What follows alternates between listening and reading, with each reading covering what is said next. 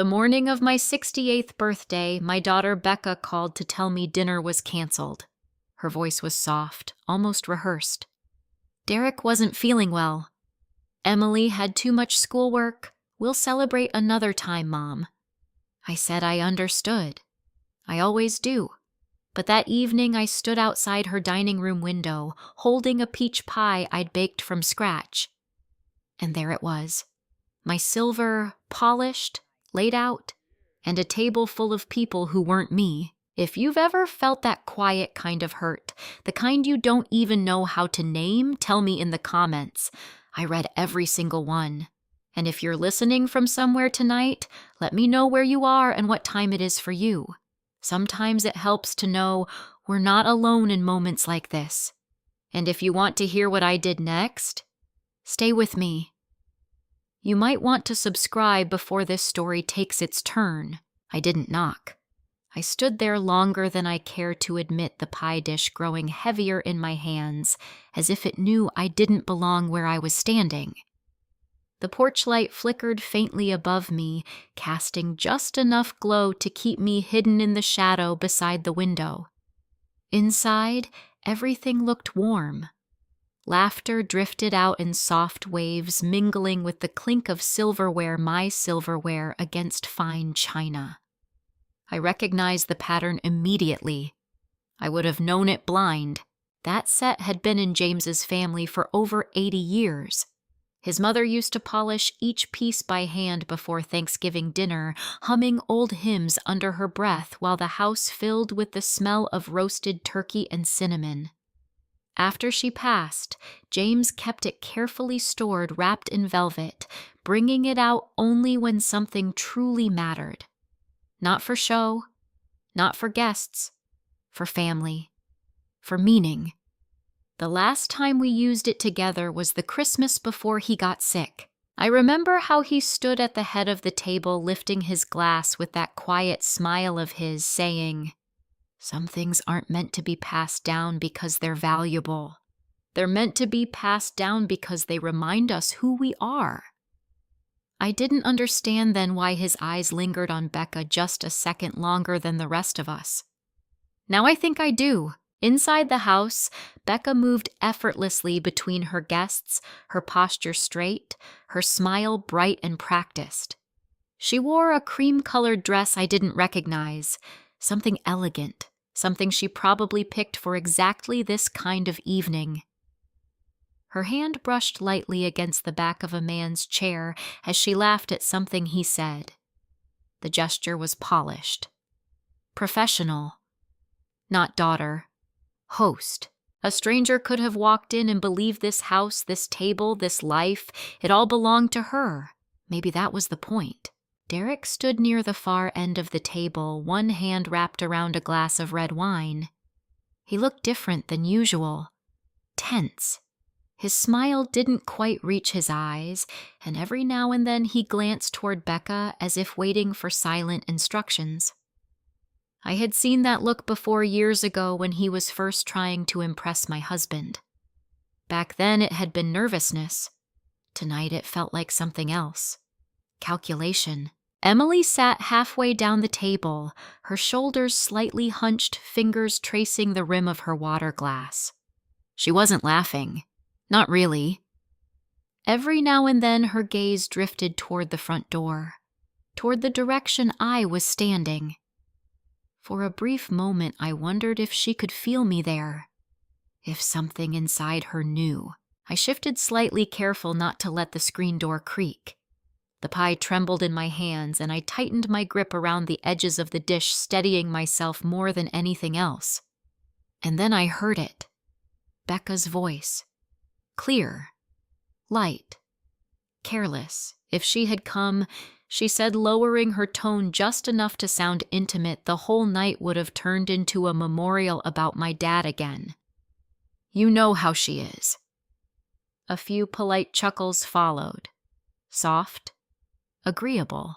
Like it was an understandable inconvenience. My chest tightened so quickly I had to inhale twice before any air actually reached my lungs.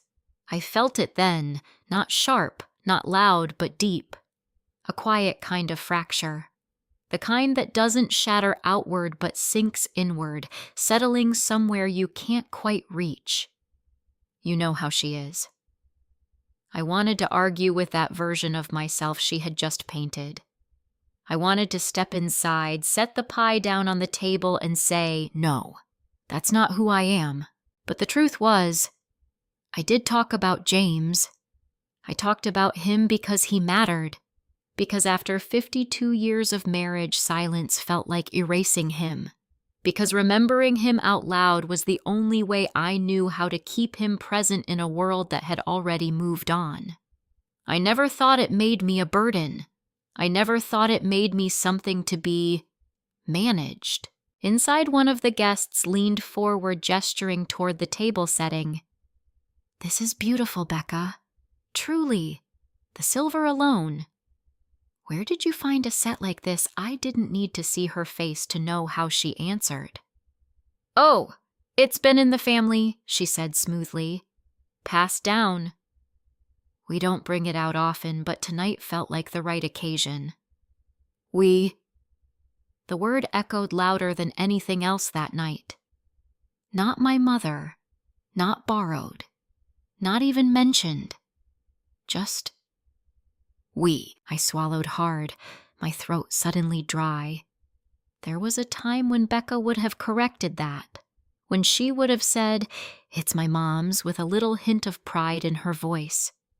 I remember those days when she was younger, when she would stand beside me in the kitchen asking why certain things mattered, why we kept some traditions and not others. I thought she had understood. Or maybe I just wanted to believe she did. The laughter inside rose again, fuller this time. Someone made a toast. Glasses lifted. Derek said something about new beginnings, his voice steadier now, more confident. Becca touched his arm. A signal. A reassurance. A performance. I realized then that I wasn't just uninvited. I had been replaced. Not as a guest. As a piece of the story. Everything that had once belonged to me, my home, my memories, even my husband's legacy, was being quietly rewritten into something that fit better into the life they were trying to present. And I had been edited out. The pie in my hands suddenly felt absurd, small, out of place. Homemade peach pie didn't belong on that table. Not next to imported wine and curated conversation. Not in a room where authenticity had been traded for appearance. I looked down at it for a moment, the lattice crust slightly uneven where my fingers had pressed too hard. James used to tease me about that. Said it was how you knew it was real. I almost laughed. Almost. Instead, I took a step back from the window. Then another. The gravel beneath my shoes shifted quietly, and I paused, listening to see if anyone had noticed. No one had. The laughter continued uninterrupted, as if I had never been there at all. Maybe that was the hardest part. Not that they had excluded me, but that it didn't change anything inside that house. I turned toward the driveway slowly, my movements careful, deliberate. Each step felt heavier than the last, not because of the distance, but because of what I was carrying with me. Not the pie. The understanding. Something had shifted tonight. Something I couldn't unsee. And for the first time since James passed, I felt something other than grief. I felt doubt. Not about myself, about her, about my own daughter. As I reached my car, I hesitated for just a moment, my hand resting on the door handle. I glanced back at the house, the windows glowing softly against the darkening sky, warmth spilling out for everyone inside. Everyone but me. I set the pie carefully on the passenger seat. I didn't cry, not yet, because deep down something inside me was already starting to ask a question I hadn't been ready to face before. This wasn't just about a canceled dinner. This was about why she needed me gone in the first place. I didn't go back to that house the next morning. I didn't call either. Becca texted me around 10 like casual, as if the night before had unfolded exactly as she said it would. Hope you had a nice quiet birthday, Mom. We'll plan something soon. I stared at the message longer than I should have. My thumb hovered over the screen, ready to type something polite, something easy, something that would smooth everything over and let us both pretend. But I didn't reply. For the first time in a long time, I chose silence. The house felt different that morning. Not empty, I had lived alone long enough to understand the difference between loneliness and quiet. This was something else, a stillness that made every sound sharper. The ticking clock in the hallway, the hum of the refrigerator, the faint creak of wood settling under its own weight. I moved through each room slowly, as if I were walking through someone else's home, noticing details I had somehow overlooked before. The photograph on the mantel caught my eye first. James standing slightly behind me, one hand resting on my shoulder. Becca on my other side, leaning into me, smiling wide with that bright, open joy she used to carry so easily. She couldn't have been more than 25 in that picture. Freshly married, hopeful. Back then, I believed time would deepen our bond. I never imagined it might distort it. I stepped closer, brushing my fingers lightly over the frame. Dust had gathered in the corners. I made a mental note to clean it later, though I wasn't sure why that mattered in the moment. Maybe it was the only thing I could fix. The hallway closet was next. I don't know what pulled me there. Habit, perhaps, or something quieter, something instinctive. Inside, everything looked normal at first glance.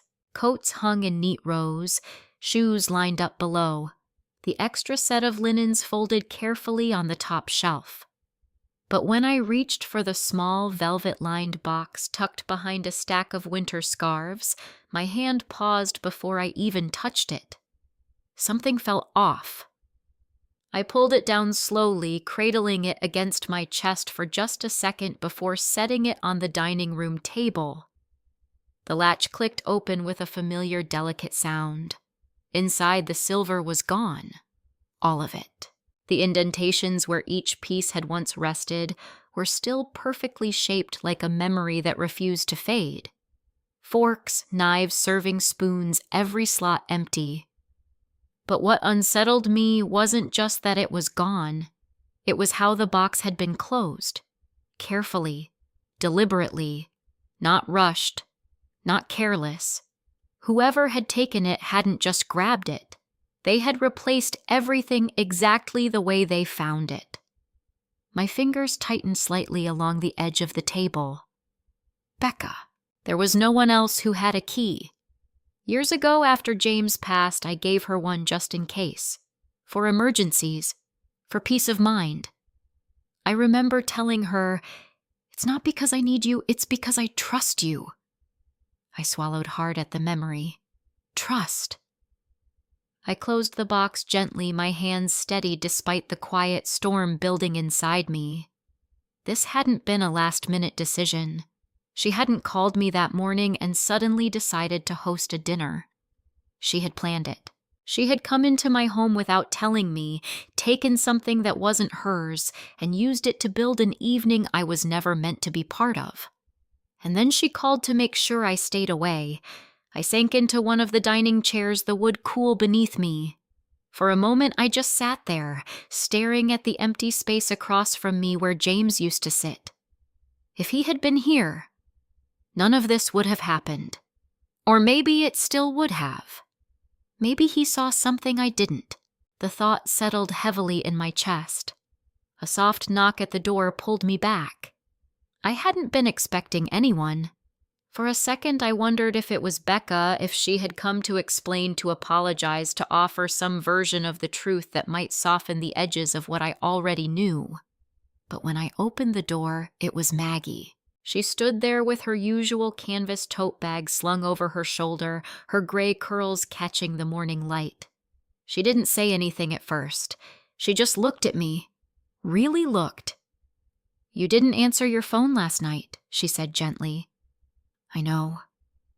Her eyes narrowed slightly, not in judgment, but in concern. Something happened. It wasn't a question. Maggie had known me for over 30 years, long enough to recognize the difference between a bad day and something deeper. I stepped aside, letting her in. We settled into the kitchen, 2 cups of coffee growing cold between us as I told her everything. The call, the pie, the window, the silver. I didn't rush. I didn't dramatize. I just told the truth. When I finished, Maggie leaned back in her chair, her lips pressed into a thin line. "She told you it was canceled," she said slowly. "Yes, and then she used your things to host a dinner you weren't invited to." I nodded. Maggie let out a quiet breath, shaking her head slightly. "That's not thoughtless, Lillian." "I know. That's intentional." The word landed harder than anything else. Intentional. Because it meant this wasn't a misunderstanding. It wasn't poor communication. It wasn't even selfishness in its simplest form. It was a choice. "I don't understand why," I admitted softly. Maggie studied me for a moment before speaking again. "Has she been asking you questions lately?" I hesitated. "Yes." "What kind of questions about the house, the accounts, insurance, things like that?" Maggie's expression didn't change, but something in her posture shifted, more alert now, more focused. "And did that feel normal to you?" At the time, I thought she was just being practical. And now I look down at my hands. Now it feels like she was preparing. The silence that followed was heavier than before. Maggie reached across the table, placing her hand over mine. "I'm going to say something," she said carefully. "And I need you to really hear me, not dismiss it because it's uncomfortable." I nodded slowly. This may not be about dinner at all. My chest tightened. "I think you're right," I whispered. Maggie leaned forward slightly. "Then don't react yet." That caught me off guard. What? Don't confront her. Not today. Not tomorrow. Her voice was steady, deliberate. "If she's thinking ahead, if she's planning something, you need to understand what it is before you show your hand." I stared at her. "You think she's planning something bigger?" "I think people don't behave like that for no reason," Maggie said simply. I exhaled slowly, the weight of that truth settling in. My instinct, my entire life, had always been to address things head on, to talk, to resolve, to fix. But this didn't feel like something that could be fixed with a conversation. Not anymore. I glanced toward the dining room where the empty silver box still sat on the table. Something about it bothered me more than the theft itself. The care, the precision, the silence. "She didn't want me to know," I said quietly. Maggie followed my gaze. "No," she agreed. "But you do now." I leaned back in my chair, folding my arms loosely across my chest. And for the first time since that phone call the morning before, something inside me shifted. Not just hurt, not just confusion, awareness. Because Maggie was right. This wasn't about a canceled birthday dinner. This was about something that had already been set in motion. And if I wanted to understand it, if I wanted to protect myself, I couldn't keep pretending everything was the way it used to be. I had to start paying attention. I didn't sleep much that night. Not because I was afraid, at least not in the way people usually mean. It wasn't the kind of fear that makes you lock doors or check windows twice. It was quieter than that. Heavier. The kind that settles into your thoughts and refuses to leave. Maggie's words kept echoing in my mind. This may not be about dinner at all. By morning, I had already made a decision. I wouldn't confront Becca. Not yet. If there was something unfolding beneath the surface, I needed to see it clearly before I stepped into it, and that meant watching carefully. Becca came by that afternoon. She didn't call ahead. That in itself wasn't unusual. She had always been the kind of person who moved through life as if doors would open for her, and most of the time they did. But now as I opened the door and saw her standing there with a bright smile and a grocery bag in hand, I noticed something I hadn't before. "The performance, Mom," she said, stepping inside before I could respond. "I brought you a few things, just thought you might need them." Her voice was warm, easy, perfectly pitched. I stepped aside, letting her in. "That's thoughtful," I said. And it was. That was the complicated part. She moved through the kitchen like she belonged there, opening cabinets, setting things down, checking the refrigerator with a small frown. "You really shouldn't let it get this empty," she said lightly. "What if you needed something?" I watched her quietly. "I manage," I replied. I know, she said quickly, turning toward me with a reassuring smile. "You've always been independent. I just worry. That's all." Worry. The word felt different now. Not softer. Sharper.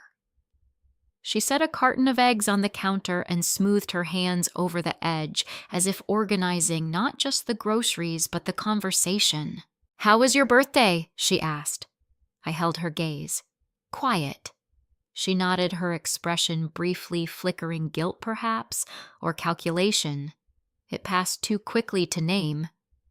"We'll make it up to you," she said. "Things were just a little chaotic yesterday." Chaotic. I thought of the polished table, the curated laughter, the carefully arranged silver.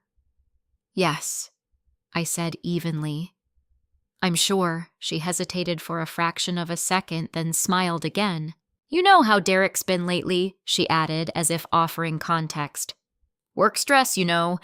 It's been a lot." I didn't respond. Instead, I walked over to the coffee maker and poured myself a cup, giving myself a moment to observe her without being obvious. She was watching me, not openly, but closely, measuring something. "You've been okay, though?" She asked, her tone just a shade more careful now. "I mean, you haven't felt overwhelmed or anything?" There it was.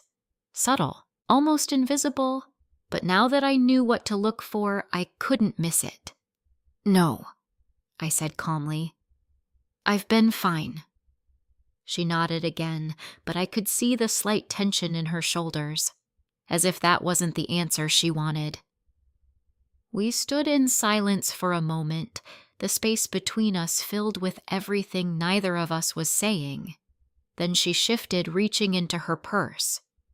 "Oh, actually," she said, pulling out a small stack of papers. "There was something I wanted to talk to you about." Of course there was. She laid the papers on the table, smoothing them out with careful precision. "It's nothing serious," she said quickly. "Just something Derek and I were discussing. You know about making things easier in the long run." I didn't move closer. "What kind of things?" I asked. "Just practical stuff," she said. "Like making sure your accounts are organized, maybe simplifying a few things. You've got a lot to manage here, Mom. The house, the insurance, everything." Her voice remained gentle, but there was a quiet urgency beneath it now. "I manage," I repeated. "Yes, but..." She paused, choosing her words carefully. "What if something happened? What if you needed help and things weren't set up properly? It could get complicated." I took a slow sip of my coffee, letting the silence stretch just a little longer than she expected. "And what are you suggesting?" I asked. She brightened slightly, encouraged. "Well, we were thinking maybe it would make sense to add me to a few things, just for convenience, so I can help if needed." There it was, clearer now. Not a demand, an offer, wrapped in concern. I set my cup down. "That's very generous," I said. Her smile widened. "But I'm not sure that's necessary." The smile faltered just slightly. "Mom, it's not about necessity," she said, her tone still soft, but firmer now. "It's about being prepared. You can't handle everything forever." I held her gaze steady. "I'm handling everything now." Another pause. This one longer. Heavier. She looked away first, gathering the papers back into a neat stack. "Of course you are," she said quickly. "I didn't mean it like that." But she had. We both knew it. She tucked the papers back into her purse, her movements a little sharper now. "Anyway, just think about it," she added. "There's no rush." No rush. But the suggestion had been made. The door had been opened, and now I could see exactly where it led. She stayed for another 15 minutes talking about small things, Emily's school and neighbor's renovation, a charity event she was planning. All the while her eyes kept returning to me, checking, assessing, waiting. When she finally stood to leave, she paused by the doorway. "Mom," she said, her voice softer again. "You know, I'm just trying to help, right?" I looked at her. Really looked. At the careful way she held herself, at the faint tension behind her smile, at the distance that had somehow grown between us without either of us naming it. "I know you're trying to do something," I said. Her expression flickered confusion, then something else. Something she repeated. Yes. I didn't elaborate, and she didn't ask. She just nodded, gave me a quick hug, light, brief, almost formal, and walked out the door. I stood there for a moment after she left, listening to the quiet settle back into the house. Then I turned and walked slowly to the dining room. The silver box was still there. I hadn't moved it. I opened it again, staring at the empty spaces, the soft velvet lining that once held something more than metal, something more than value. And then I saw it. A single piece, tucked into the corner, small, easy to miss. A serving spoon. My breath caught slightly as I reached for it, lifting it carefully into the light. It had been polished, recently. The surface gleamed in a way it hadn't in years. And on the underside, just near the handle, there was a faint scratch. New. Not part of the original design. I turned it slowly in my hand, studying it. Someone had handled this piece carelessly, or nervously, or in a hurry, which meant something had shifted between the moment it was taken and the moment it was returned. I set the spoon back down gently, and for the first time the unease inside me sharpened into something clearer. This wasn't just about taking. It was about pressure, about timing, about something that wasn't going according to plan. I closed the box softly, my fingers lingering on the lid for just a second longer than necessary. Then I straightened. Because whatever Becca was doing, she was moving faster now. And if Maggie was right, I didn't have much time to understand it. I didn't call Robert Hayes right away. For most of my life, I believed that problems inside a family should be handled inside the family. You talk, you listen, you forgive. That was the way James and I raised Becca. That was the way we lived. But sitting at that dining table, staring at the empty silver case and the one forgotten serving spoon, I understood something I had resisted admitting. This wasn't a misunderstanding, and it wasn't something a conversation would fix. Still, it took me until the next morning to pick up the phone. Robert answered on the second ring, his voice steady, familiar. "Robert Hayes." "Robert." "It's Lillian Simmons." There was a brief pause followed by warmth. "Lillian, it's been a while. How are you holding up?" The question lingered longer than it should have. "I'm not entirely sure," I admitted. That was all it took. "When can you come in?" he asked. His office hadn't changed. Same dark wood shelves lined with legal volumes, same soft lighting, same quiet sense of order that had always made me feel like nothing could get lost within those walls. Not documents, not facts, not the truth. I sat across from him, my hands folded neatly in my lap as I explained everything. Not dramatically, not emotionally, just clearly. The phone call, the dinner, the silver, the missing pieces, the questions Becca had been asking. Robert didn't interrupt. He didn't react visibly either. He just listened, his pen moving steadily across a legal pad. When I finished, he set the pen down and leaned back in his chair. "All right," he said slowly. "Let's take this one step at a time." I nodded. First, he continued, "You're certain no one else has access to your house?" "Yes. Only Becca has a key. And you didn't give her permission to take the silver?" "No." He held my gaze. "That matters." The words were simple, but they carried weight. I exhaled quietly. "Second, he said you mentioned she's been asking about your accounts and property." "Yes. And recently?" "Very recently." Robert tapped his fingers lightly against the desk. "That also matters." A silence settled between us. Then he leaned forward slightly, his tone shifting, not alarming, but precise. "Lillian, I'm going to ask you something, and I need you to answer honestly. Has your daughter suggested that you might need help managing your affairs?" I hesitated. "Yes," I said finally. "Yesterday, she brought papers." "What kind of papers?" She said they were just for organization. Something about adding her name for convenience. Robert's expression didn't change, but something in his eyes sharpened. "Did you sign anything?" "No." "Good." He nodded once firmly. "Very good." I felt my shoulders relax slightly, though I hadn't realized they were tense. "What does this mean?" I asked quietly. Robert folded his hands together. "It means he said carefully that your daughter may be positioning herself to gain legal access to your assets."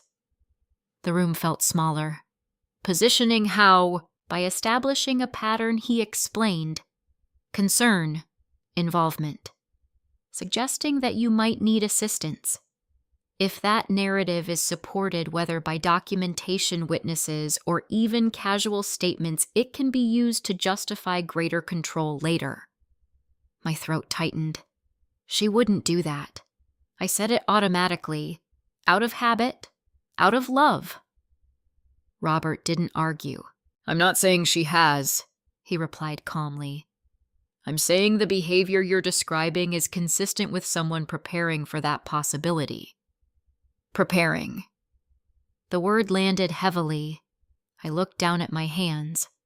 "They're not struggling," I said after a moment. "Not enough to do something like that." Robert didn't respond right away. Instead, he reached for a file drawer behind him and pulled out a folder. "I'm going to remind you of something," he said, sliding it across the desk toward me. I recognized the name immediately. James Simmons' estate plan. My chest tightened. "I haven't looked at this in years," I admitted. "Most people don't," Robert said gently. "Until they need to." I opened the folder slowly, the paper inside crisp and untouched by time in a way that felt almost unsettling. "James was very specific," Robert continued. "More than most clients." I glanced up. "In what way?" "He wanted to ensure that certain assets, your home, the heirloom's specific financial accounts, were protected under conditions that might not be immediately obvious." I frowned slightly. "I thought everything was straightforward." "It is," Robert said. On the surface. He leaned forward, tapping a particular section of the document. But there's an additional layer. I followed his finger, my eyes scanning the legal language carefully. At first it was dense, formal, the kind of wording that takes time to settle into meaning. Then I saw it. A clause. Detailed. Precise. My breath caught. If there is evidence of coercion, manipulation, or undue influence placed upon Lillian Simmons regarding financial or property decisions, I read aloud, my voice soft, then designated assets shall be withheld from direct transfer to primary beneficiary and redirected into a protected charitable trust. I stopped, looked up. Primary beneficiary, I whispered. Your daughter, Robert, confirmed. The room went quiet. For how long, I asked. Indefinitely, he said. Unless certain conditions are met later. I sat back slowly, the weight of it settling in. He thought this might happen, I said. Robert didn't answer immediately. He wanted to be careful, he said finally. Careful. I closed the folder gently. James had never spoken harshly about Becca, never accused, never warned. But he had planned, quietly, deliberately, and now I was sitting in the middle of something he had anticipated years before I even saw it coming. What do? I asked. Robert's voice was calm, steady. You don't confront her, he said. Maggie's words echoed in my mind. Don't react yet. You observe. Robert continued. You document. You protect yourself legally before you engage emotionally. I nodded slowly. In the house, I asked. The access. Change the locks, he said without hesitation. Immediately. I hesitated. She's going to notice. Yes, he said. And that may tell you a great deal about her intentions. I exhaled slowly. What about the silver? Robert met my gaze. If it was taken without permission, that's already a boundary crossed. A boundary? The word felt different than betrayal. Clearer. Stronger. You also need to secure your documents, he added. Anything related to your account's insurance property, make copies. Keep them somewhere safe. Not just here. I nodded again. And Lillian, he said, his tone softening slightly. This is important. I looked up. You're still in control, he said. Nothing has been taken from you legally. Not yet.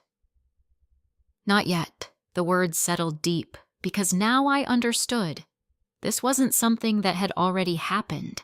This was something in motion, and if I wasn't careful, it could become something I couldn't undo.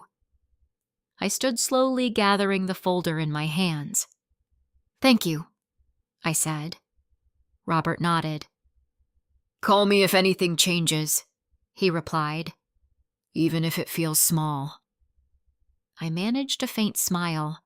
I think I'm starting to understand what small really means. On the drive home, I didn't turn on the radio. I just drove, past familiar streets, familiar houses, familiar lives that suddenly felt very far from my own. When I pulled into my driveway, I sat in the car for a moment looking at my home, the place James and I had built together, the place that held every memory, every holiday, every quiet morning and long night. And now, the place someone else was quietly trying to step into. I stepped out of the car slowly, the folder held close to my chest. For the first time since this began, I didn't feel lost. I felt alert, because now I knew something Becca didn't. She thought she was moving toward control, but she didn't understand the ground beneath her feet, and if she kept going, she might lose everything she thought she was about to gain. I changed the locks the next morning, not dramatically, not in a rush. I called a local locksmith I'd used years ago when James accidentally jammed the back door key, and I scheduled it like any other home maintenance appointment. 10 o'clock. Quiet. Efficient.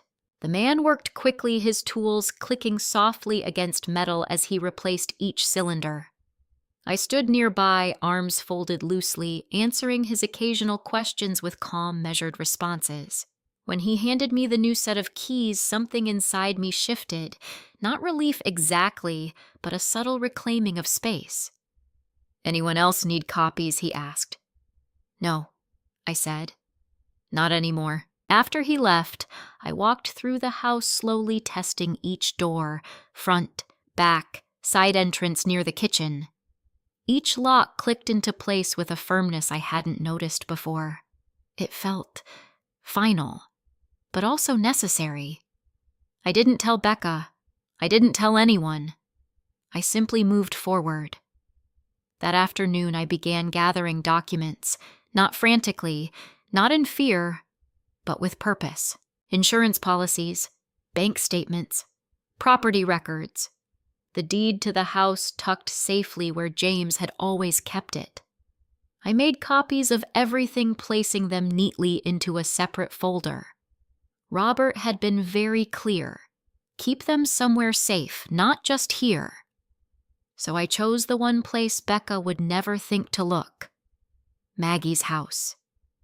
She didn't ask many questions when I arrived, just opened the door and stepped aside, her eyes scanning my face briefly. "You've decided," she said. "Yes." She nodded once as if that was all she needed to know.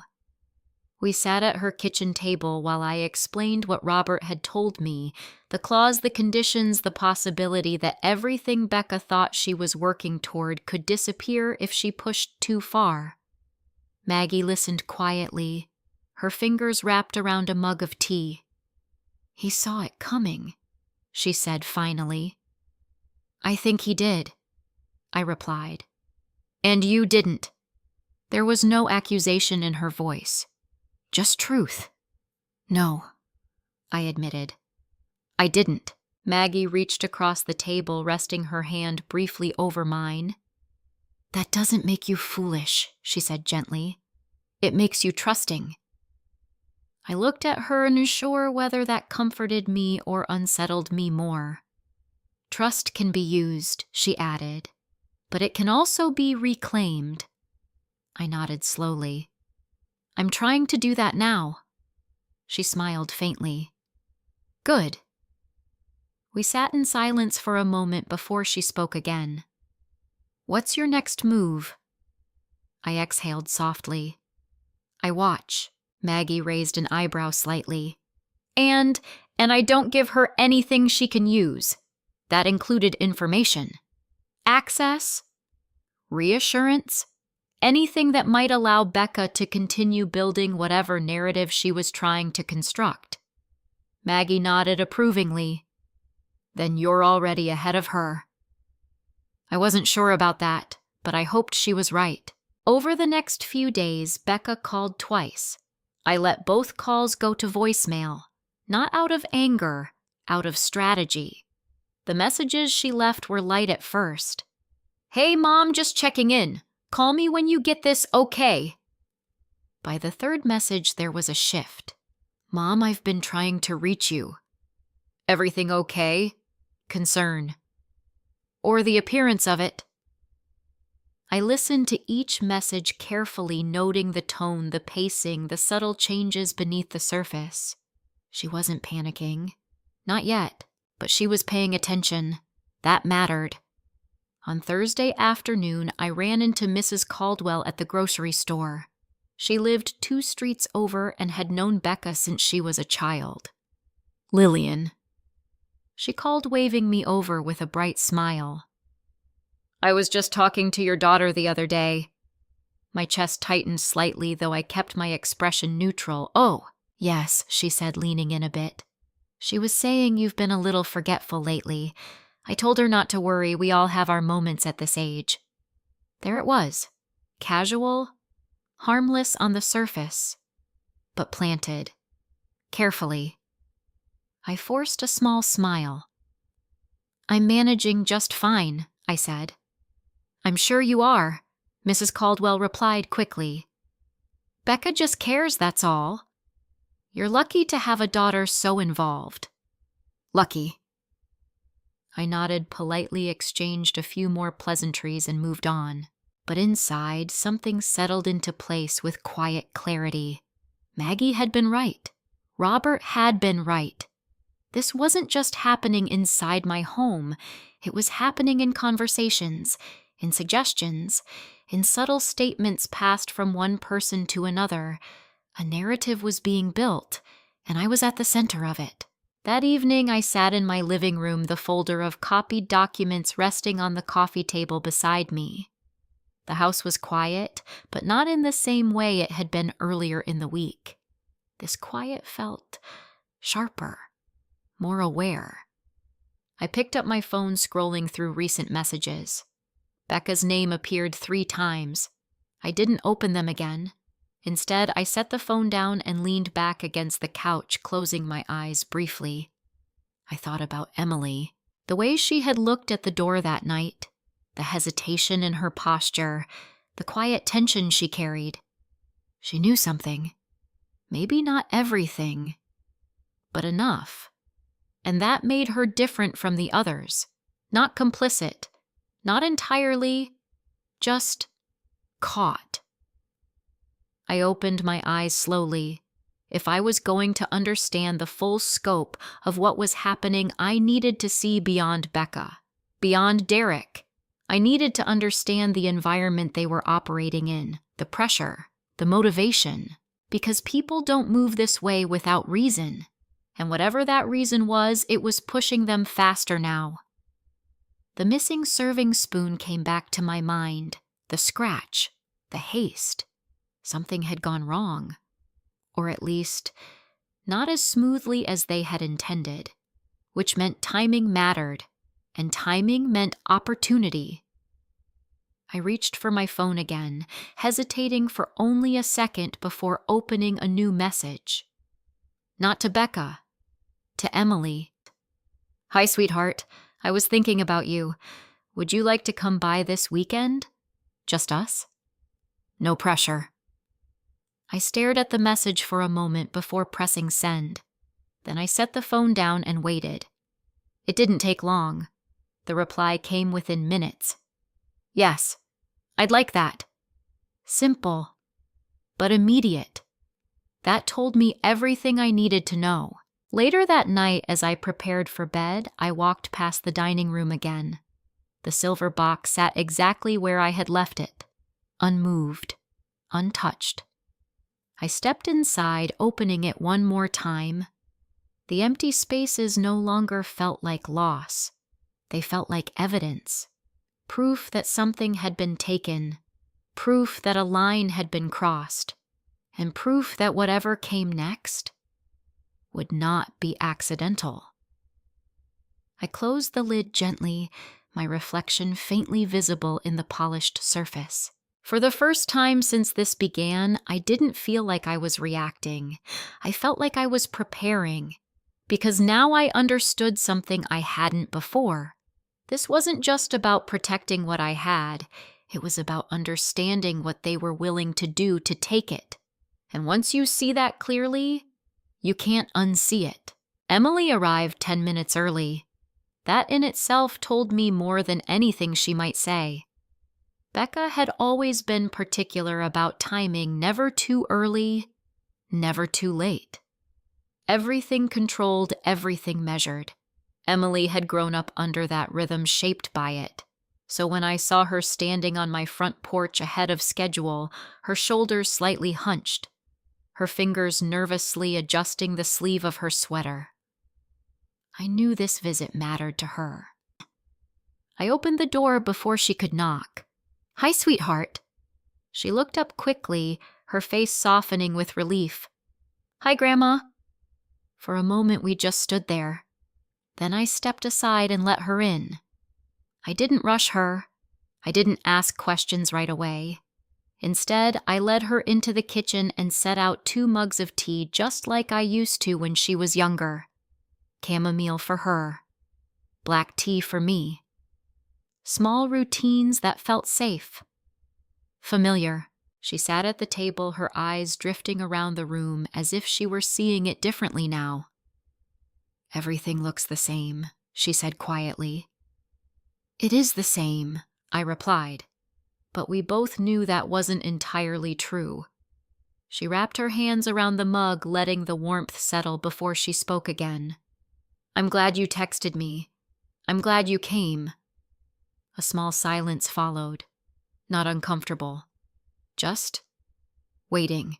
I watched her carefully, the way her foot tapped lightly against the chair leg, the way she kept glancing toward the window, toward the door, as if she were expecting something.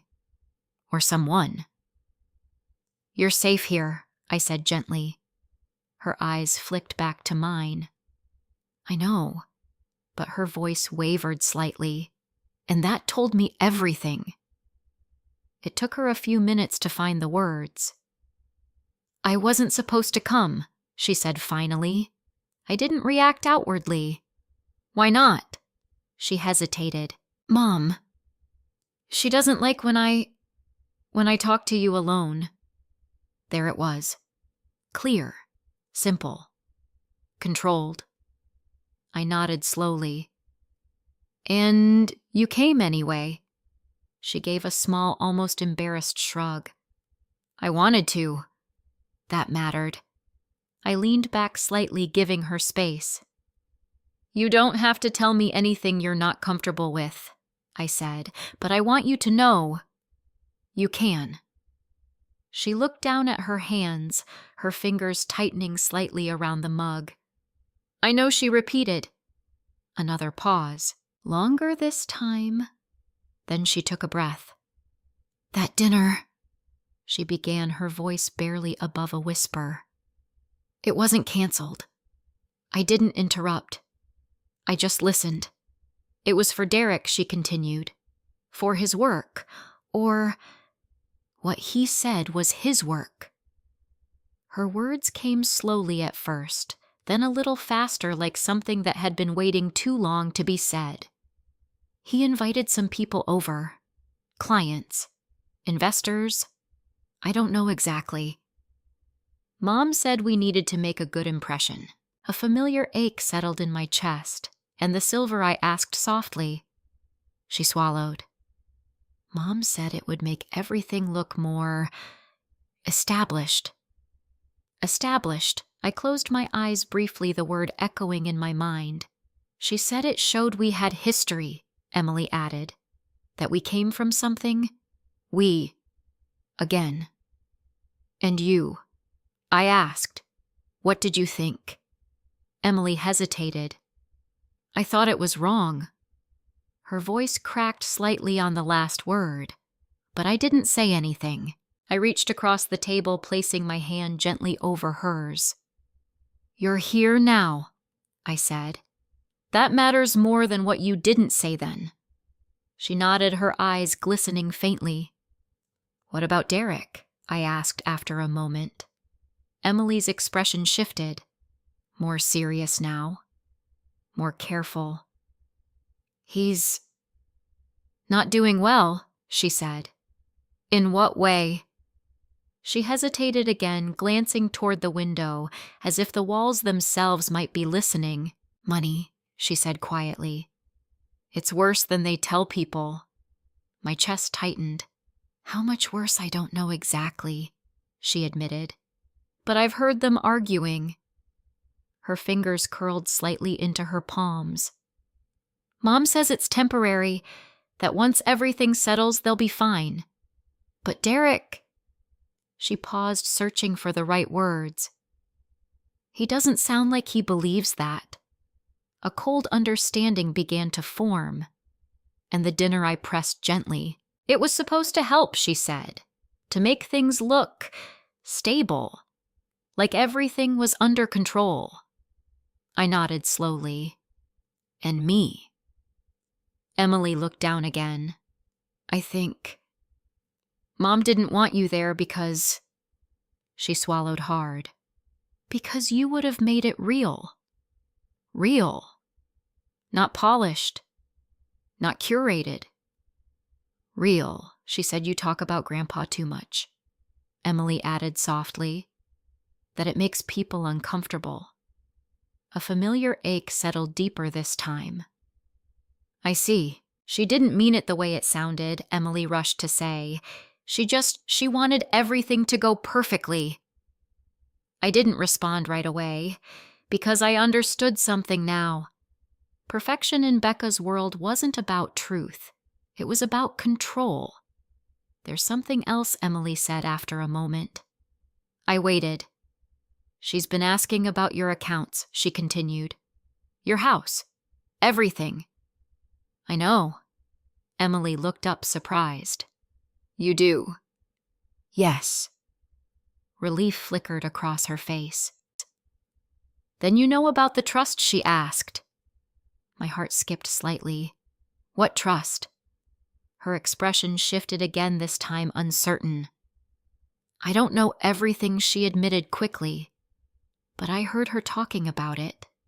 She thinks everything goes to her. I held her gaze. And does it? No, I said calmly. Emily exhaled softly as if she had been holding her breath. She's been trying to figure out how to access it, she added. She thinks if she can show that you need help managing things, it'll be easier. The room fell quiet, not from surprise, but from confirmation. Everything Robert had said, everything Maggie had sensed, it was all there, spoken plainly now, through the voice of someone who hadn't learned how to hide it yet. I didn't want to believe it, Emily said softly. But then I heard her talking to someone on the phone. Who? I don't know, she said. But she was asking about evaluations, cognitive tests. She said something about just being prepared. My hands remained steady, though something inside me tightened. She's building a case, I said quietly. Emily nodded. I think so. A long silence followed. Then she looked up at me, her eyes filled with something deeper than fear. I'm sorry, she said. The words were simple, but they carried weight far beyond her years. I squeezed her hand gently. You have nothing to apologize for. I didn't stop it.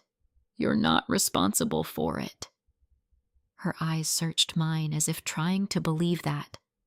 I just didn't know what to do. You came here, I said. That's what you did. She nodded slowly, the tension in her shoulders easing just a little. We sat there for a while after that, not talking, just being. And in that quiet, something shifted. Not in the situation, not in the facts, but in me. Because now I didn't just suspect. I knew. This wasn't about a dinner, or even the silver. It was about something much larger, something deliberate, something already in motion. And now I had something else. Not just awareness, not just preparation, but truth. From someone inside the story. Someone who hadn't chosen to be part of it but had been pulled into it anyway. I looked at Emily, really looked at her, at the quiet strength in her even through the fear, and I understood something clearly. Whatever came next, I wasn't just protecting myself, I was protecting her too. After Emily left, the house felt different again. Not empty, not heavy, clear. There is a kind of clarity that only comes when the truth finally stops hiding behind doubt. It doesn't make things easier, but it makes them sharper, defined. I stood at the front door long after Emily had walked down the driveway and disappeared into the quiet Charleston afternoon. Her words stayed with me, settling into place beside everything Robert had told me, everything Maggie had sensed, everything I had begun to see for myself. It all fit now, too neatly, too deliberately. I closed the door gently and turned the lock not out of fear, but out of understanding. Then I walked straight to the dining room. The silver box was still there. I opened it again almost out of instinct now. The empty velvet-lined grooves no longer startled me. They felt like a map, each missing piece marking something taken, something assumed, something misunderstood. Except they hadn't taken everything. And more importantly, they didn't understand what they had taken. I closed the lid and carried the box with me into the living room, setting it on the coffee table before sitting down. For a long moment, I simply rested my hands on either side of it as if grounding myself. Then I reached for my phone. I didn't hesitate this time. I called Robert. He answered quickly. "Lillian, I need to understand everything I said. Not just the basics. All of it." There was no surprise in his voice. "Come by," he said. "We'll go through it properly." The second time I sat in Robert's office, I wasn't uncertain. I was ready. He could see that. "You've learned something," he said as I took my seat. "I have," I replied. "And my daughter isn't just asking questions," I said. "She's building something." Robert nodded once. "Then it's time you understand exactly what she's working against." He pulled out the same folder as before, but this time he didn't simply slide it across the desk. He opened it, turning it toward me, guiding me through it piece by piece. This, he said, tapping the first page is the surface structure. Standard estate distribution. Your daughter is listed as the primary beneficiary of several assets. I nodded. "That's what she believes," he continued. "And she's not entirely wrong, but not entirely right," I said. "Exactly." He flipped to the next section. "This is where your husband made adjustments." Adjustments. James had always been careful with his words, even in legal documents. Robert traced a line of text, slowly making sure I followed. These clauses were designed to activate only under specific conditions, he explained. Conditions involving pressure manipulation or any attempt to interfere with your independent decision-making. I read the lines again, more carefully this time. Every word felt heavier now that I understood the context. If those conditions are met, Robert continued, the direct inheritance pathway is interrupted. Interrupted how I asked. He met my gaze. It stops. The simplicity of that answer was almost startling. Completely, I asked. For those specific assets, yes, he said. Your home, the heirlooms, certain financial reserves. Instead of transferring to your daughter, they are redirected into a protected trust. The charitable one, I said. Robert nodded. The Simmons Music Foundation, he confirmed. Your husband established it quietly. It funds scholarships for young women in local music programs. My chest tightened. James never told me that. Not in detail. He mentioned wanting to support music education someday, but I thought it was just an idea, a passing wish. He had turned it into something real and hidden it behind protection. He didn't just want to give something away, I said slowly. He wanted to protect it first. Yes, Robert said. The room fell quiet. I sat there absorbing it. Not just the legal structure, but the intention behind it. James hadn't distrusted Becca. Not openly, but he had seen enough to know that love alone wasn't always enough to guide someone. Sometimes people needed boundaries they didn't know how to create for themselves, and he had built those boundaries for me. What triggers it? I asked after a moment. Robert didn't answer immediately. Evidence, he said finally. Of what? Of coercion. Of manipulation. of attempts to establish control over your assets through influence rather than consent. I thought of everything Emily had told me, the conversations, the questions, the quiet narrative being built. And if she succeeds, I asked, if she convinces people I'm not capable. Robert shook his head. That's where your husband was very precise, he said. It's not about perception, it's about proof. He tapped the document again. The clause doesn't activate because someone says you're unwell. It activates if there's evidence that someone is trying to create that impression unfairly. I felt something inside me settle, a piece of fear I hadn't fully acknowledged. Easing. So even if she tries, it can backfire, he said. Exactly. I exhaled slowly. For the first time since this began, I felt something close to balance. Not safety, but footing. She doesn't know this, I said. No, Robert confirmed. And that's important. I nodded, because that meant everything she was doing, every step she thought was bringing her closer, could be moving her in the opposite direction.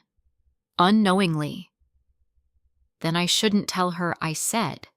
Not yet. Robert agreed. Let her actions define her position. I sat back slightly, considering that. Robert, I said after a moment, how far would she have to go for this to trigger? He studied me carefully before answering. Far enough that it's clear she's not acting in your best interest, he said. Far enough that it establishes intent. Intent. The word echoed. Not a mistake. Not confusion. Choice. I nodded slowly. I understand. When I left his office, the air outside felt different. Warmer. Clearer. But not lighter. Because now I carried something heavier than uncertainty. I carried knowledge. And knowledge changes the way you see everything. That evening I returned home and sat once again in the living room. The silver box rested on the table in front of me. I opened it, my fingers tracing the empty spaces, not with grief this time, but with understanding. Becca thought she had taken something valuable, something that added to her image, her control, her plans. But she didn't understand what she had actually taken. Not just silver, not just a symbol, but the first step, the first piece of evidence, the first crack in the foundation she was building. I closed the lid gently, and for the first time since that night outside her window, I didn't feel like I had been left out. I felt like I had been shown something important, something necessary, because now I knew exactly what was at stake, and more importantly, I knew something she didn't. She thought she was moving toward control, but she was walking straight into a boundary she couldn't see. And if she kept going, she wouldn't just lose what she wanted. She would lose everything she assumed was already hers. I decided very carefully to let my daughter believe she was winning. It wasn't a decision I made lightly. There's a particular kind of pain in stepping back from a confrontation. You know you could have choosing silence when your instinct is to speak, choosing patience when your heart is already bruised. Every part of me wanted to call Becca to ask her why, to demand an explanation that might somehow reshape everything into something less deliberate. But explanations don't change intentions. And right now, intentions mattered more than words. So I waited. On Monday morning, I called her. Her voice lit up immediately when she answered. Mom, I've been trying to reach you. I know, I said gently. I'm sorry. I needed a few quiet days. There was a pause, brief but noticeable. Oh, she said. Of course. I understand. I let the silence stretch just a little. I've been thinking, I added. That caught her attention. About what? About what you said the other day, I replied. About simplifying things. I could almost hear her posture change on the other end of the line. That's a good idea, she said quickly. I just want things to be easier for you, Mom. I know, I said, and for the first time since all of this began, I allowed a hint of softness into my tone, because she needed to believe it. I think you might be right, I continued. Maybe it's time I started looking at things differently. The silence that followed was longer this time, heavier, not with doubt, with anticipation. Well, she said carefully, we can take it one step at a time. There's no rush, but there was. We both knew it. I'd like that, I said, and I meant it, just not in the way she thought. That afternoon she came over again.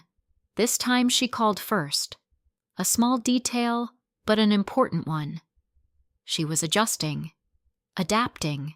When I opened the door, her smile was brighter than it had been in days, more relaxed, more confident, hopeful. Hi, Mom, she said, stepping inside with easy familiarity. Hi, sweetheart. She looked around briefly, her eyes scanning the space not openly but habitually. Assessing. Always assessing. You've been busy, she said, noticing the stack of papers on the dining table. I've been organizing, I replied. Her gaze lingered there for just a second longer than necessary. Good, she said. That's good? We moved into the kitchen, the conversation settling into a comfortable rhythm on the surface. Small talk. Safe topics. But underneath it all, something was shifting. She brought the papers again. This time she didn't present them immediately. She waited. Watched. Let me lead. I've been thinking about what you said. I began pouring 2 cups of coffee. About making things easier. She nodded, her expression carefully neutral. It's just about being prepared, she said. I understand that now, I replied. And I did, just not in the way she intended. I handed her the coffee and sat across from her at the table. What exactly would that look like? I asked. Her eyes lit up subtly but unmistakably. Well, she said, reaching into her bag, there are a few options. Nothing complicated. Just adding my name to certain accounts, maybe setting up a power of attorney. Temporary, of course. Of course. Temporary. I nodded slowly as if considering it. And that would help how it just means I could step in if something came up, she explained smoothly. Pay bills, manage things so you wouldn't have to worry. I took a sip of my coffee, letting the warmth settle before I spoke again. And if nothing comes up, then nothing changes, she said quickly. It's just a safety net. A safety net. I set the cup down. I see. We went through the papers together, carefully, deliberately. She explained each section with practiced ease, her tone reassuring, her language simplified just enough to sound helpful without being condescending. But I wasn't hearing it the way she thought I was. I wasn't listening as a mother being guided. I was listening as someone observing a pattern. Every phrase, every pause, every emphasis, she was building a case. Gently, patiently, step by step. And this one, she said, sliding a page toward me, is just for convenience. It allows me to access your accounts if needed. Again, only if needed. I looked down at the document, then back up at her, and if I don't need help, her smile didn't falter. Then it just sits there, she said, unused, quiet, waiting. Just like everything else, I leaned back slightly, folding my hands in my lap. You've thought this through, I said. Her eyes flickered, pride perhaps, or relief. I just want what's best for you, she replied. There it was again, the phrase that made everything sound reasonable, caring, unquestionable. But now I could see what sat behind it. Intention. I nodded slowly. I appreciate that, I said, and I meant it. Because intention, even when misplaced, still comes from somewhere real. The problem is, it doesn't always stay that way. We didn't sign anything that day. I made sure of that. I'd like a little more time to think, I said. Of course, she replied easily. There's no pressure. But there was, in the way she gathered the papers, in the way she watched me as she stood to leave, in the way her smile held just a fraction longer than it needed to. She believed I was close to agreeing, close to stepping into the space she had been preparing. And that belief, that was what I needed. After she left, I sat alone in the kitchen for a long time, not moving, not speaking, just thinking. I replayed every moment of the conversation in my mind, every word, every glance.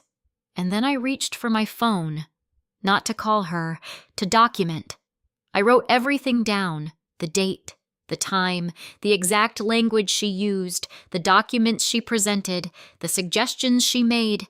Every detail Robert had told me would matter.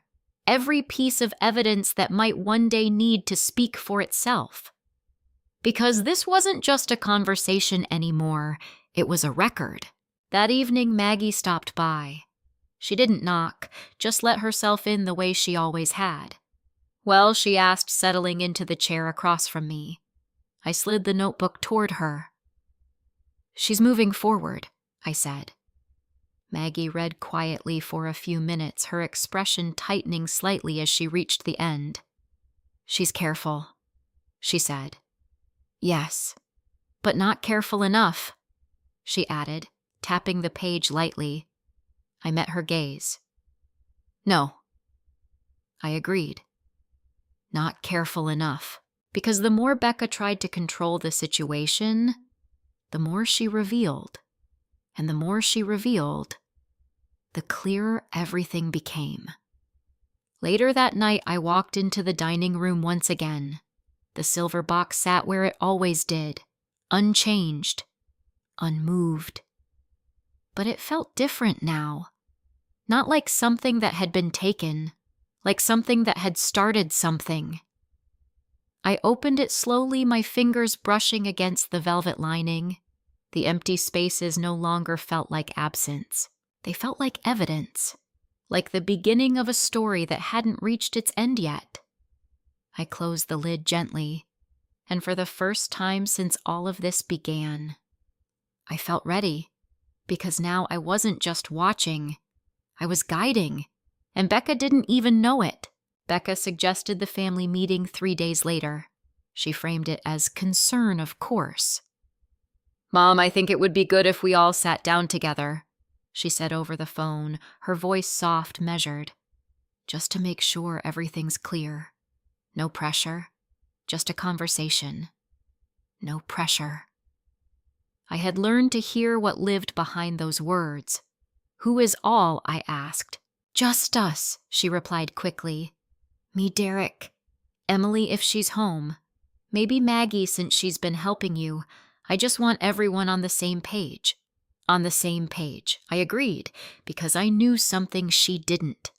We were not reading the same story. They arrived just before 5. Becca came in first, carrying a folder neatly organized tabs visible along the edge.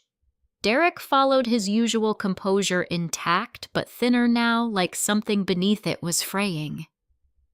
Emily lingered slightly behind them, her eyes meeting mine for just a second longer than necessary. A quiet reassurance.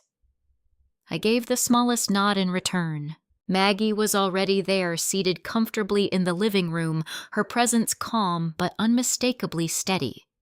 She didn't speak when they entered, she simply watched. That in itself shifted the room. We all sat. Becca chose the seat across from me, placing her folder carefully on the coffee table between us. Thank you for agreeing to this, she said. Her tone was warm. Practiced. I thought it was important, I replied. She smiled just briefly, then opened the folder.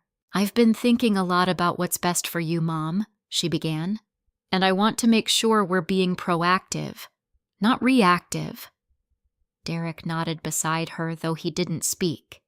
Becca continued, I've put together a few simple steps we can take.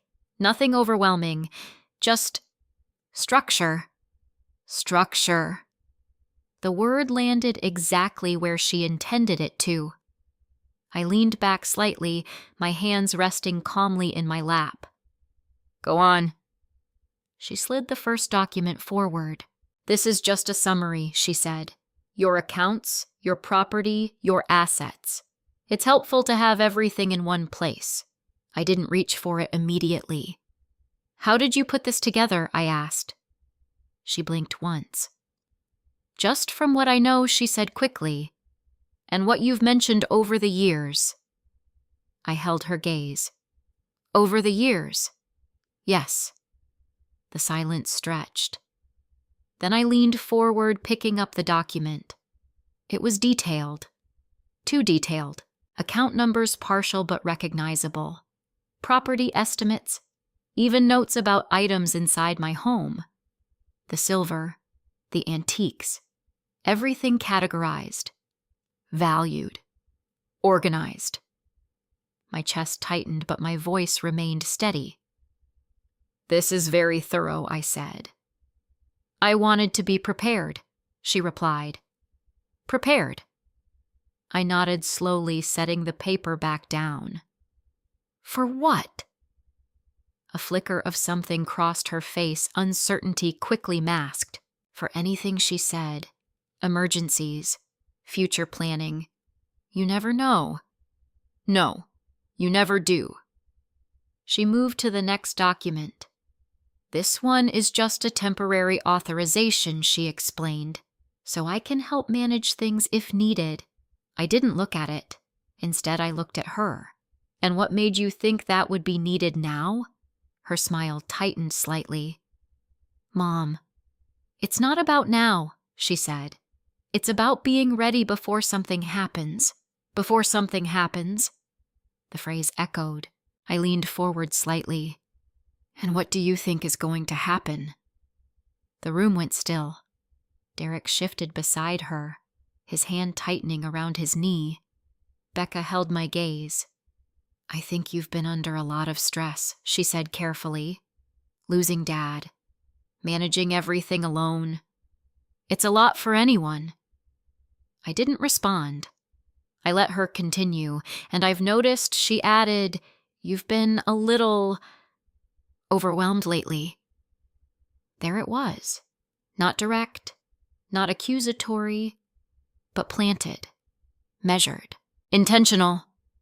Maggie's eyes flicked toward me, then back to Becca, watching, waiting. I took a slow breath. Overwhelmed, I repeated. Yes, Becca said softly. Just small things. Forgetting to return calls. Misplacing things. It's nothing serious, but it could become something serious. I finished for her. She nodded, relieved, because I had said it first. Derek cleared his throat. We just want to help, he added. Make sure everything's taken care of. I turned my gaze toward him. And this helps you, how Derek... He hesitated. Just for a second. But it was enough. It's not about me, he said. No. Of course it wasn't. I leaned back again, folding my hands together. You know, I said calmly, I was thinking about something earlier this week. Becca's expression softened slightly. About what? About my birthday dinner. The room shifted, subtly, but unmistakably. Becca's posture stiffened. That, Mom, I explained. I know what you said, I interrupted gently. My voice wasn't raised. It didn't need to be. I'm just curious about something else. She swallowed. What? I held her gaze. Why did you need to know the value of my silver before you decided the dinner was canceled? Silence. Complete. Heavy. Derek looked at her. Emily looked down. Maggie didn't move at all. Becca's lips parted slightly, but no words came out. Not immediately. What do you mean? She said finally. I reached forward, picking up the summary document again. This I said, tapping the section labeled Heirloom Silver Set, Estimated Value. You were very specific. Her face drained of color just slightly, but enough. That's just general information, she said quickly. Anyone could estimate that. Anyone, I repeated.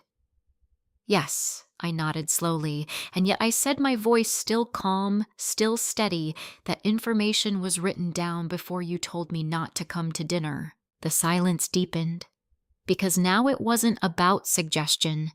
It was about sequence, timing, intent. Maggie shifted slightly in her seat. That's an interesting detail, she said quietly. Becca's eyes flicked toward her, sharp, defensive.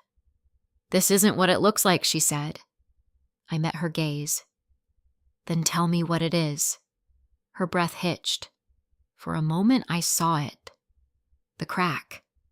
The place where control slipped. I was just trying to make things look right, she said. For Derek's clients. It didn't mean anything.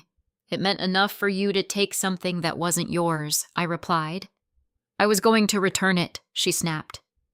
You did return it, I said. Her expression faltered, but not all of it. Her eyes widened slightly. What? I held her gaze. You missed a piece. The room felt smaller now, tighter, because she knew. She knew I knew. Derek stood abruptly. This is getting blown out of proportion, he said, his voice sharper now. It was just a dinner.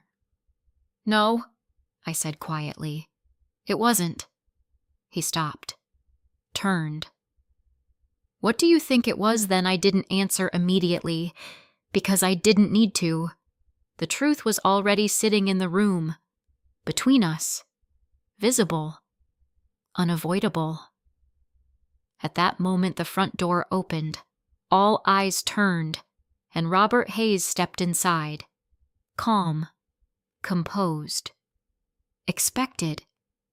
Becca's face went completely still. What is he doing here? She asked. I rose slowly to my feet. I asked him to come, I said. Her gaze snapped back to mine. Why I held her eyes? Because this isn't just a conversation anymore.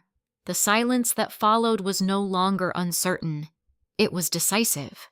Because now everything was about to come into the light. No one spoke for a moment after Robert stepped into the room. The air shifted in a way that couldn't be undone. Becca's carefully constructed composure faltered, not dramatically, but enough. Her shoulders stiffened, her fingers tightening around the edge of the folder in her lap. Derek remained standing, caught somewhere between confrontation and retreat. Emily stayed seated, her eyes fixed on the floor as if bracing herself for something she already knew was coming. Robert closed the door behind him quietly and walked into the room without hesitation. "Good evening," he said, his tone calm, professional. No one returned the greeting. I gestured toward the empty chair beside Maggie. "Please sit." He did. And then he waited. That was something I had always respected about Robert. He never rushed into silence. He let it do its work first. Becca was the one who broke. "I don't understand why he's here," she said, her voice tight now, stripped of its earlier warmth. "This is a family conversation." "It is," I replied. "Then why involve a lawyer?"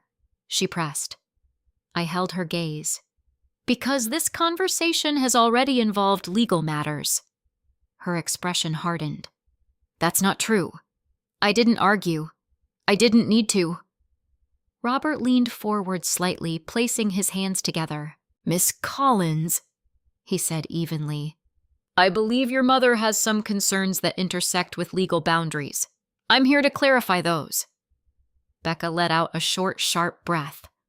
This is ridiculous, she said. We're talking about helping her not... whatever this is. Helping her how Robert asked. His tone was neutral, but precise. Becca hesitated. By making sure her affairs are in order, she said. By making sure she's not overwhelmed. Robert nodded slightly. And you believe she is overwhelmed? Yes, she said quickly. I watched her carefully. This was the moment. Not loud, not dramatic, but defining. Robert turned his attention to me. Mrs. Simmons, he said, do you feel overwhelmed? I met his gaze. No. The words settled firmly into the room. Becca exhaled sharply. Mom, you don't have to. I answered the question I said calmly. She stopped. Robert continued. Have you authorized your daughter to access your financial accounts? No. Have you requested assistance in managing your assets? No. Each answer landed with quiet clarity. Becca shifted in her seat, her composure slipping further. That's not the point, she said. This is about being proactive. Proactive? Robert repeated. Yes. He nodded again, then glanced down at the document on the table. Then perhaps you can explain this. He lifted the summary sheet Becca had prepared. The one detailing my assets, my accounts, my property, my silver. How did you obtain this information? He asked. Becca's eyes flicked to me, then back to him. I already said, she replied.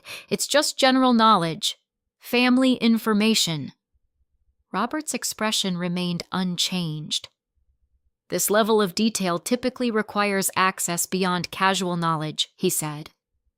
She didn't respond, because she couldn't. Derek stepped in. Look, we're getting sidetracked, he said. This isn't about documents. It's about making sure Lillian is taken care of. Robert turned his gaze toward him. And what role do you intend to play in that? Derek hesitated. Supporting my wife, he said finally. And your financial interest in this arrangement? Robert asked. The question hung in the air. Sharp. Direct. Derek's jaw tightened. That's irrelevant. On the contrary, Robert replied calmly, it is highly relevant. Silence followed. Because now the conversation had shifted. Not just emotionally, but legally. Becca stood up suddenly. This is insane, she said, her voice rising now. We're being treated like criminals for trying to help my own mother. No one has accused you of a crime, Robert said evenly. Not yet, she shot back. The room went still. Even she seemed to realize what she had just implied. Her eyes flickered, and in that moment, something cracked. I've done everything for this family, she said, her voice trembling now. Not soft, not controlled, but raw. Everything. And this is how you repay me. I watched her carefully, because now finally, we were hearing the truth. Not the polished version, not the practiced concern, the real thing. You think I don't see it, she continued. The way you hold on to everything, the house, the silver, all of it, like it matters more than we do. My chest tightened, but I didn't interrupt. You talk about Dad like he's still here, she went on, like nothing's changed. Like we're all supposed to just live in that memory with you. Her voice broke slightly. I needed something real, she said. Something that belongs to us now, not just the past. The room fell quiet again, because beneath the anger, there was something else. Not justification, but distortion. Pain turned into something sharper, more dangerous. Derek spoke again more quietly this time. "We're under pressure," he admitted. "Financially." Becca turned toward him, startled. "Derek." "It's already out there," he said. "Might as well be honest." He looked at me. "I made some bad decisions," he said. "Investments that didn't pan out. It's complicated." "How complicated?" I asked. He hesitated, then exhaled. "More than we can fix on our own." The truth settled heavily, because now everything connected. The dinner, the silver, the urgency, the pressure. "You thought my assets would solve it," I said. It wasn't a question. Derek didn't answer. He didn't need to. Becca's voice came softer now. "Mom, I wasn't trying to hurt you," she said. "I was trying to fix something." At my expense, I replied. Her eyes filled with tears. "I didn't think of it that way." "No," I said gently. "You didn't." Y finally spoke. Her voice was quiet but steady. "You were going to have her evaluated," she said. The room froze. Becca turned toward her. "Emily." "I heard you," she continued. "On the phone. You said it would make everything easier." Becca's face went pale. "That's not what I meant." "It is what you meant," Emily said. And for the first time, she didn't look afraid. Robert leaned forward slightly. "Miss Collins," he said, "any attempt to establish diminished capacity without proper grounds, especially for the purpose of gaining control over assets, can have serious legal consequences." The words landed clearly, decisively. Becca sank back into her seat, because now there was nowhere left to hide. I looked at her, not with anger, not even with disappointment, but with something deeper. Clarity. "You didn't just take my silver," I said quietly. "You tried to take my voice." The words settled into the room like a final truth, because that was what it had always been about. Not just things. Control. Narrative. Authority. Becca lowered her head, her shoulders trembling slightly. Derek remained silent. Emily sat still. And Robert? He simply watched. Because the moment had arrived. The one that couldn't be undone. And as I stood there looking at my daughter, I realized something I hadn't fully understood until now. This wasn't just about what she had done. It was about how far she had been willing to go. And that changed everything. No one moved for several seconds after Emily's words settled into the room. It wasn't the kind of silence that waits for a response. It was the kind that forces one. Becca sat there, her hands resting uselessly in her lap, her fingers trembling just enough to betray what she could no longer control. Derek avoided looking at anyone, his gaze fixed somewhere near the floor, as if distance alone might protect him from what was unraveling. And Emily, she held her ground, not defiant, not angry, just steady. I looked at my daughter again, really looked. And for the first time since this began, I wasn't searching for the girl I used to know. I was seeing the woman she had become, and understanding her meant accepting something difficult, that she had crossed a line not in a moment of weakness but step by step, choice by choice. "Mom." Becca's voice came out thin, strained. "I wasn't trying to take your voice." I didn't interrupt her. She swallowed hard. "I needed control of something. Everything has been slipping and I didn't know how to fix it." Her eyes flicked briefly toward Derek. There it was again. The pressure. But now it was clearer. Not an excuse. A driver. "You could have come to me," I said quietly. Her lips parted, but no words followed, because we both knew the truth. She hadn't wanted help. She had wanted access. Robert spoke, his voice calm but firm. "What matters now," he said, "is not only what has been said, but what has been done and what has been attempted." Becca closed her eyes briefly. "I didn't do anything illegal," she said quickly. "I didn't sign anything. I didn't force her." "You prepared to," Robert replied evenly. That stopped her. "Because preparation carries its own weight." Derek shifted in his seat. "This is getting out of hand," he muttered. I turned toward him. "No," I said. "It's finally in the open." He didn't respond, because there was nothing left to deny.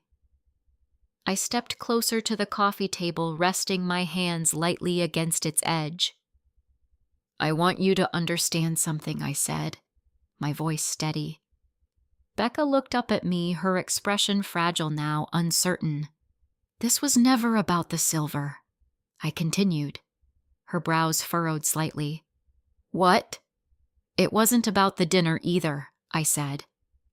"Then what is it about?" she asked, her voice breaking slightly. I held her gaze. "It's about trust." The word landed harder than anything else, because trust isn't something you can argue with. You either have it or you don't. I reached for the folder Robert had brought, opening it slowly. "Your father," I said, "understood something I didn't want to see." Becca's eyes flickered. "What are you talking about?" I turned the document toward her. "James didn't just leave things behind," I continued. "He structured them, carefully." Her confusion deepened. "I don't understand." "No," I said gently. "You don't." Robert leaned forward, taking over where I paused. "The estate is not structured for automatic transfer," he explained. "Certain assets are protected under specific conditions." Becca stared at him. "What conditions?" He didn't rush his answer. "Conditions involving coercion, manipulation, or attempts to influence Mrs. Simmons's decision-making capacity." The words were clear. Unavoidable. Becca's face went still. "That doesn't apply," she said quickly. "It may," Robert replied. Her breath hitched. How I spoke before he could. "Because you didn't just ask questions," I said. "You built a case." Her eyes widened slightly. "I didn't." "You spoke to people," I continued. "You suggested I was forgetful, overwhelmed." She shook her head. "I was worried about you." "You arranged documents," I added, "detailed ones, without my permission." Her voice rose. "I was trying to help." "You considered having me evaluated," I said softly. That stopped her completely, because now there was nothing left to reinterpret. Emily's voice came again, quiet but firm. "I heard you." Becca closed her eyes. "Just for a second." But it was enough. Robert placed his hand lightly on the document. "If intent can be established," he said, "these actions may trigger a protective clause." Becca looked at him, her expression shifting from confusion to something closer to fear. "What clause?" He met her gaze. "One that prevents direct inheritance." The room went silent. Completely. Because now the stakes had changed. "That's not possible," she said, her voice barely above a whisper. "It is," Robert replied. "No," she insisted, shaking her head. "Everything goes to me. That's how it's always been." "Not entirely," he said. Her breathing grew uneven. "What happens then?" she asked. Robert didn't hesitate. The assets are redirected, he said, into a protected trust. For who? For a charitable foundation. Her face drained of color. A foundation, she repeated. I nodded slowly. Your father created it, I said. For music education. Her eyes searched mine, desperate now. You're lying. I didn't respond, because I didn't need to. The truth was already there. Derek leaned forward suddenly. This is insane, he said. You're saying we could lose everything because of a misunderstanding? No, Robert replied calmly. Because of intent. Becca stood abruptly, pacing a few steps before stopping again. This isn't fair, she said. I'm your daughter. I know, I replied. That should matter. It does. Then why would he do this? She demanded. The question lingered. Not angry, not accusatory, but lost. I took a slow breath. Because he believed that love should not be used as leverage, I said. Her expression cracked. Just slightly. But enough. Derek ran a hand through his hair, frustration building. We're trying to fix something real here, he said. Debt. Pressure. You have resources that could help. At the cost of my autonomy, I asked. He didn't answer. Becca's voice softened again. Mom, please, she said. We didn't mean for it to go this far, but it had, and we both knew it. I stepped back slightly, creating space between us. Intent matters, I said quietly. Not just what you say now, but what you were willing to do before. Her eyes filled with tears. I was scared. I nodded. I believe you. And I made mistakes. Yes, she took a step closer. Then don't punish me for them. The word hung there. Punish. I shook my head slowly. This isn't punishment, I said. It's consequence. The distinction mattered more than anything else in that moment, because consequences don't come from anger. They come from truth. No one spoke after that. Not immediately. Because the room had reached something final. Not the end, but the turning point. The place where everything that comes next is shaped by what has already been revealed. And as I looked at my daughter, I understood something clearly. This wasn't about choosing between love and justice. It was about understanding that real love cannot exist without boundaries. And for the first time in my life, I was ready to draw them. After Robert left, no one knew quite what to do with the silence. It lingered in the room like something physical, thick, unmoving, pressing against each of us in a different way. Maggie stayed seated steady as ever, her presence quiet but grounding. Derek paced once near the doorway, then stopped as if realizing there was nowhere to go that wouldn't feel like retreat. Becca didn't move at all. She sat where she had been, her hands folded tightly in her lap, her gaze fixed somewhere just past me. Not avoiding me, but not quite meeting me either. As if looking directly at me might make everything more real than she could handle. Emily was the first to shift. She stood slowly, stepping back from the center of the room, her eyes moving between her parents and me.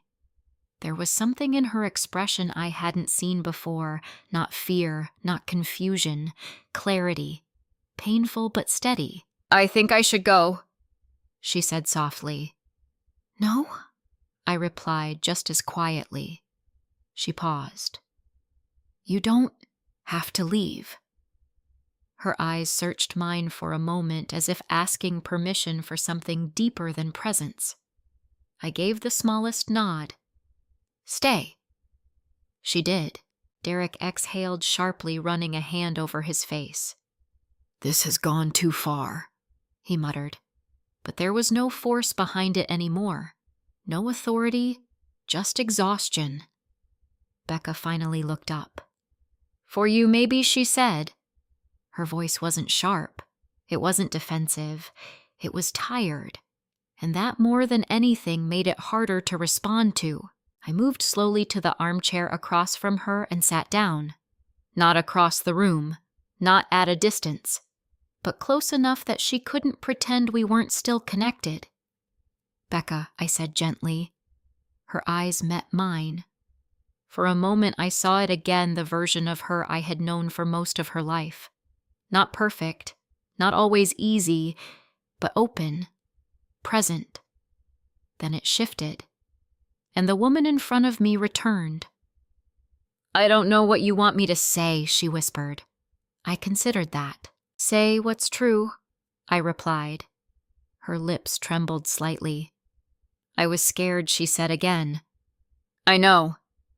And I didn't think it through." I tilted my head slightly. "No," I said. "You thought it through." Her breath caught. Because that was the difference. Mistakes happen without thought. This had not. She looked away, her shoulders tightening. "I didn't think it would get like this," she said. "That's different," I replied. Her eyes flicked back to mine. And for the first time since the confrontation began, she didn't try to argue, because she understood. Derek spoke again, quieter now. "We just needed help," he said. I turned toward him. "Help doesn't begin with taking something that isn't yours," I said. He didn't respond. Because he couldn't. Maggie finally stood, moving to the kitchen without a word. I heard the soft clink of cups, the familiar rhythm of her giving space without abandoning the moment. She understood something most people didn't. That sometimes the only way forward is through the silence. Emily stepped closer to me, standing just behind my chair. Not hiding, not retreating, just choosing where she stood. And that mattered. Becca's voice came again, softer than before. "So what happens now?" The question wasn't defensive. It wasn't demanding. It was uncertain. I took a slow breath. "We separate things," I said. She frowned slightly. "What does that mean?" "It means I continued that what you did and what you were willing to do has consequences." Her shoulders sank. "I said I was sorry." "I heard you." "Then why?" "Because apology doesn't erase intention," I said gently. The words settled between us, not harsh, but firm. Derek shifted again. "So what are you saying?" he asked. I turned to him. "I'm saying you don't get access to my accounts," I said. "You don't get authority over my decisions. And you don't get to decide what happens to my home." Each statement landed clearly, unmistakably. Becca's eyes filled again. "You're cutting us off," she said. I shook my head. "No, I'm drawing a boundary." Her expression twisted slightly. "That feels the same." "It's not," I replied. "A boundary protects something. A cutoff abandons it." I held her gaze. "I'm not abandoning you." The words were true. Even now. Even here. She looked at me for a long moment, searching for something. Maybe permission. Maybe reassurance. Maybe a version of me that would undo everything we had just said. But that version no longer existed. Not after this. "What about the trust?" she asked quietly. There it was. The question she hadn't been able to let go of. I didn't answer immediately. Right now, I said carefully, "Nothing has been triggered." Her breath caught slightly. "But you're close," I added. The truth spoken plainly. Derek stiffened. "That's not fair," he said. "It's accurate," I replied. Becca closed her eyes. "What do I have to do?" she asked. The question was different now. Not strategic, not calculated, raw. I considered it carefully. Stop, I said. She opened her eyes. Stop what? Stop trying to control something that isn't yours, I said. Stop building a story about me that isn't true. Stop using concern as a way to justify access. Each word was deliberate, measured, because this wasn't about punishing her. It was about naming the line. She nodded slowly. Tears slipped quietly down her cheeks now. Not dramatic, not performative, just there. And if I do that, she asked. I paused. Then we figure out what comes next, I said, together. I didn't say the word out loud, but it was there, between us, waiting. Derek let out a long breath, his shoulders finally dropping. I need to fix my own mess, he muttered. Yes, I said. You do. Emily moved, then stepping closer to her mother. Not to defend, not to shield, but to be present. And that was something Becca hadn't earned, but hadn't lost either. Not yet.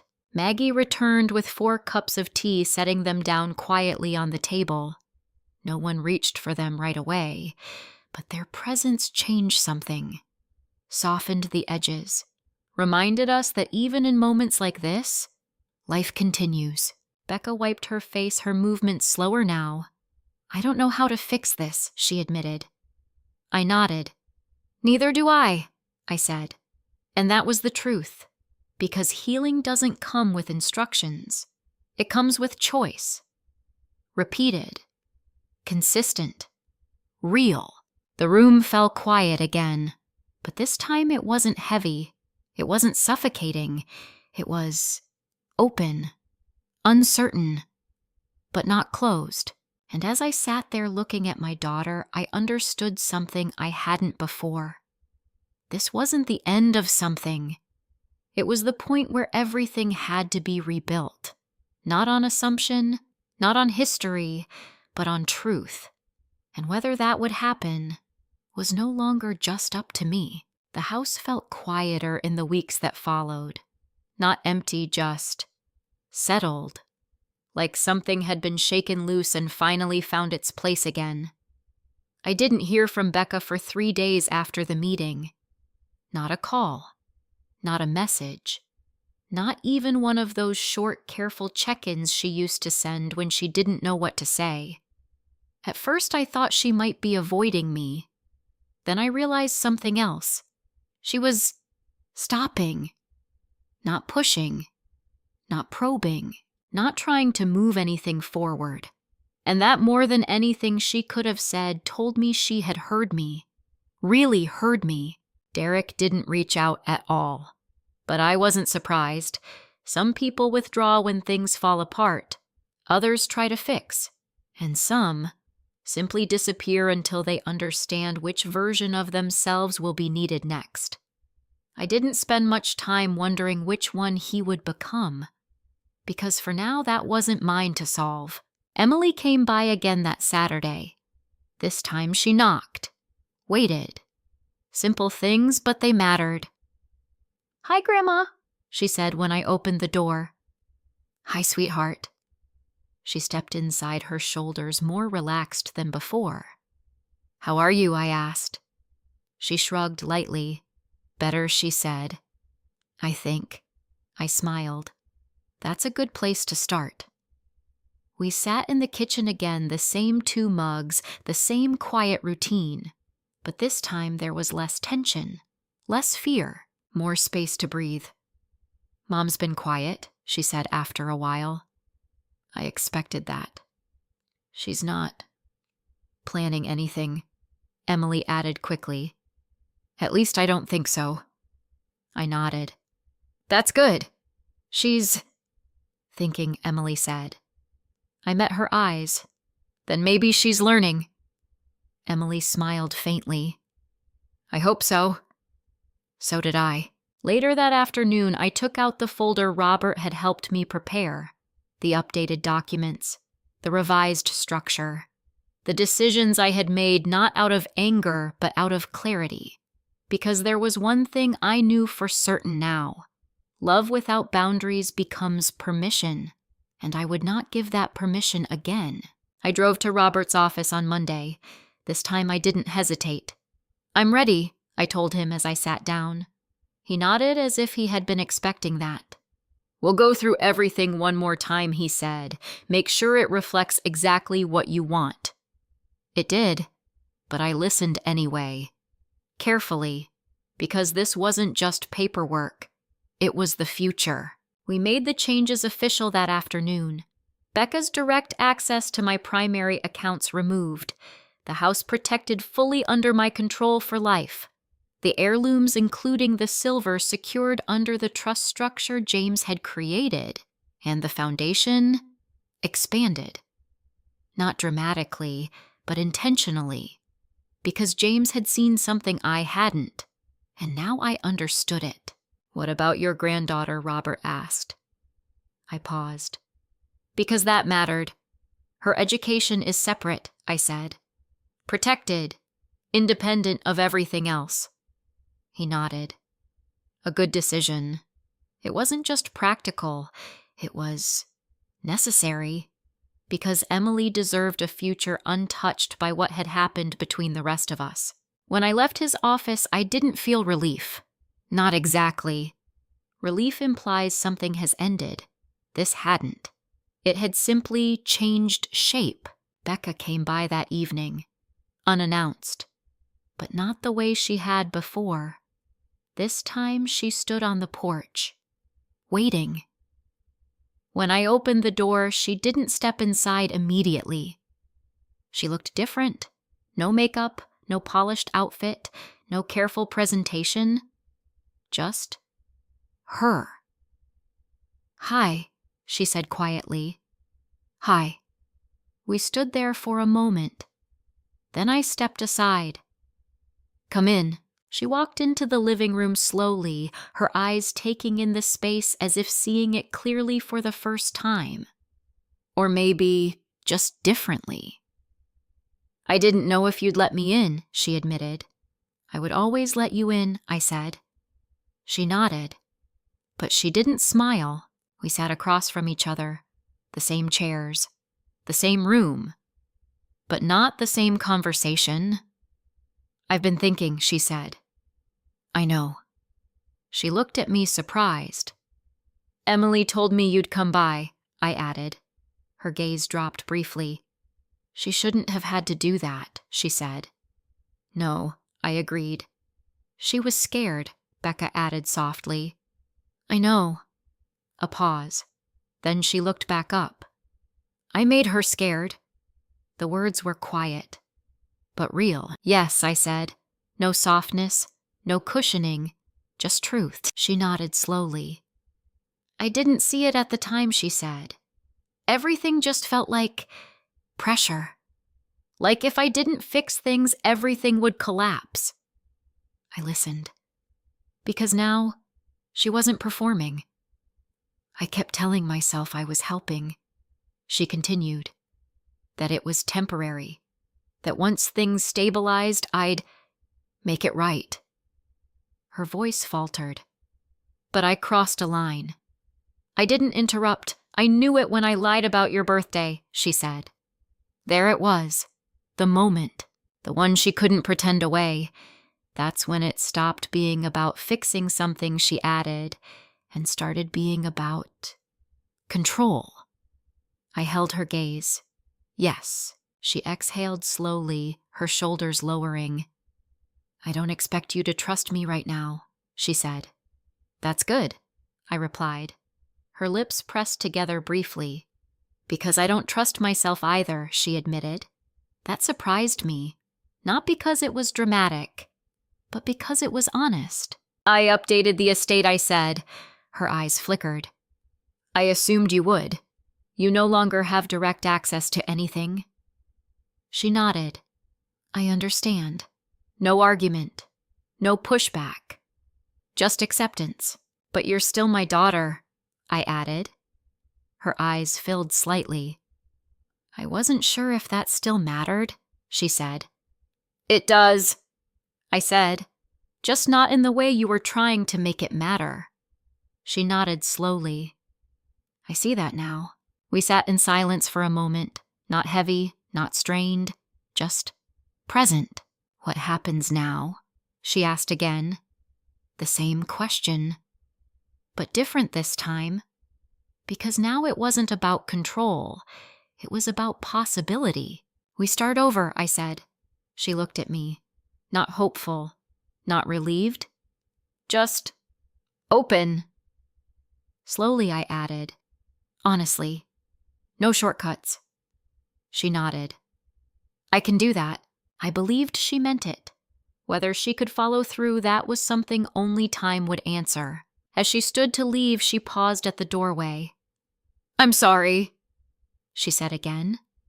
This time I didn't correct her. I didn't analyze the words. I simply nodded. I know. And as the door closed behind her, I realized something important. Forgiveness doesn't come all at once. It doesn't erase what happened. It doesn't restore what was lost. But it creates space. And sometimes, that's enough to begin. It was a quiet Sunday when I decided to set the table again. Not for an occasion anyone else had planned. Not for a performance. Just because I wanted to. The morning light slipped gently through the dining room windows, settling across the table in soft, familiar patterns. For a moment I stood there, hands resting lightly on the back of a chair, letting myself feel the space the way it used to be. Not empty, not haunted, just mine. I walked to the cabinet slowly and opened it. The silver had been returned days earlier. Every piece, polished, carefully wrapped. Not exactly the way I had left it, but close enough to tell me something had changed in the hands that handled it. I lifted the first piece of fork and turned it slightly in the light. The faint scratch on the serving spoon was still there, but the rest gleamed with a quiet care I hadn't expected. Not perfection. Effort. That mattered. I set each piece down deliberately one at a time, placing them exactly where they belonged. Not because of tradition, but because of choice. Because for the first time in a long time, I wasn't preserving something out of habit. I was honoring it on my own terms. Maggie arrived first.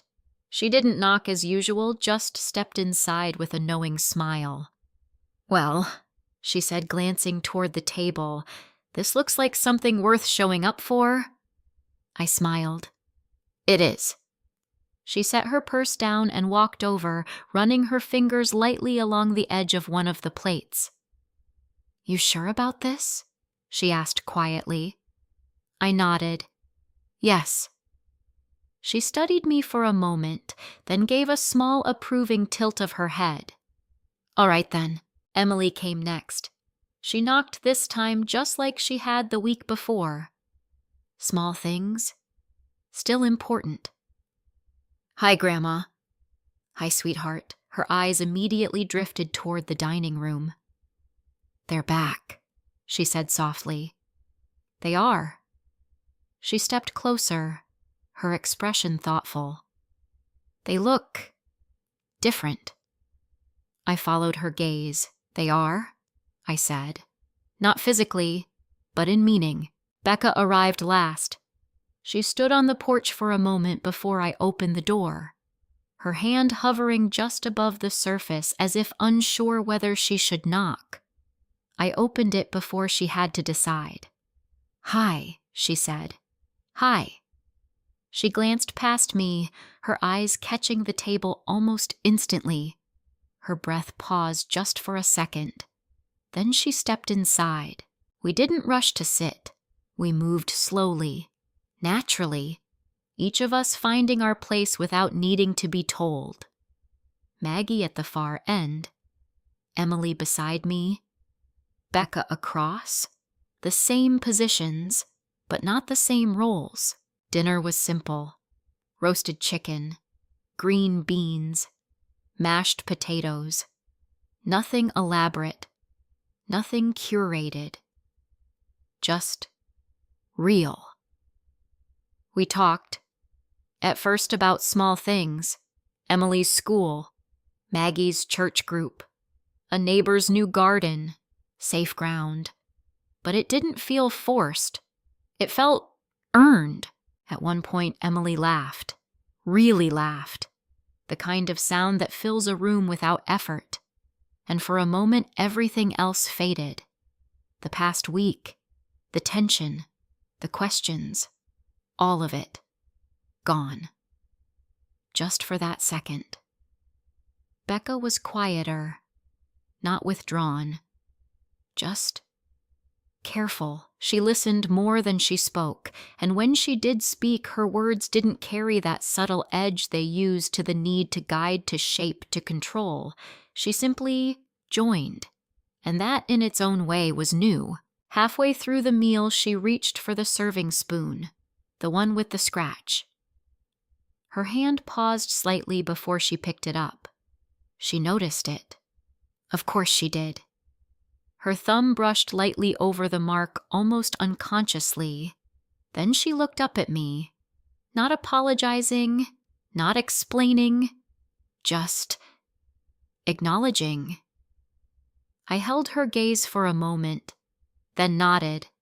A small gesture. But enough. We finished dinner slowly. No rush to clear the table, no pressure to fill every silence, just presence. Afterward, Maggie moved to the kitchen gathering plates with her usual quiet efficiency. Emily followed, talking softly about something that made Maggie smile, leaving just the two of us at the table, me and my daughter. Becca looked down at her hands for a moment before speaking. "I remember this table," she said. "I know you do." She glanced up. "Not like this," she added. "How do you remember it?" She thought for a second. "Louder," she said. "Fuller, like everything mattered more." I smiled faintly. "It did." She nodded slowly. "I think I lost that somewhere," she admitted. I didn't rush to answer. Because losing something doesn't always mean it's gone. Sometimes it just means you stopped looking for it. "You can find it again," I said. Her eyes met mine. "You really think so?" "Yes." I paused. "But not the way you were trying to." She nodded. "I know." We sat in silence for a moment, not uncomfortable, just reflective. "I thought having control would make things feel stable," she said quietly. "And did it?" She shook her head. "No." I wasn't surprised. Control rarely brings peace. It just disguises fear. "I don't need everything," she added. I studied her carefully. "Good," I said. "Because you're not getting it." A small smile tugged at her lips. I figured. There it was. Not tension, not conflict, something lighter, not fully healed, but no longer broken. When she stood to leave, she hesitated. "Can I come back?" she asked. The question was simple, but it carried everything.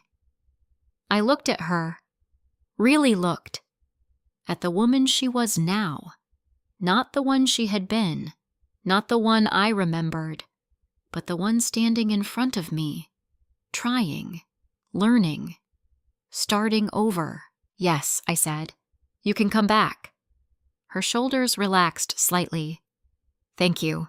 After everyone left, I returned to the dining room. The table was empty again, the silver neatly placed, the chairs pushed in. But the room didn't feel quiet the way it had before. It felt complete. I walked to the cabinet and began putting the silver away piece by piece. Not because I had to, but because I chose to.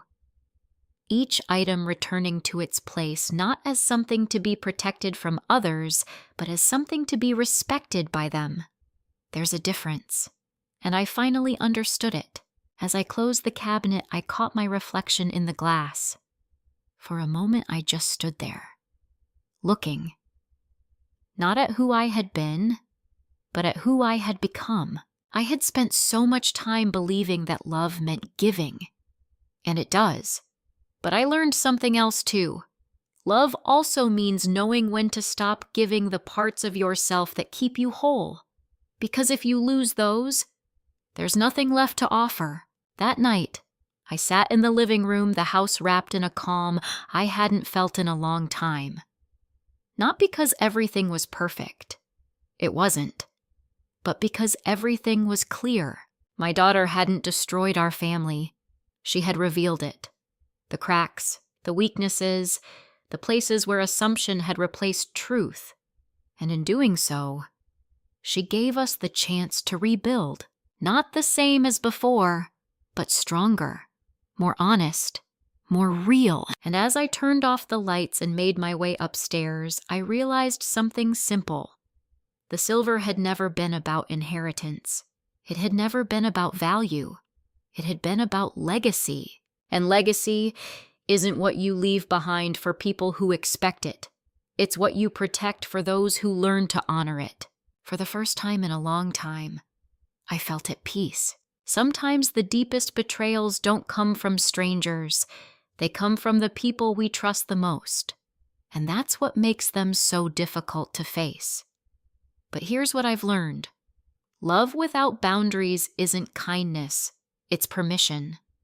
And when we allow others to cross those boundaries in the name of family, we don't preserve the relationship.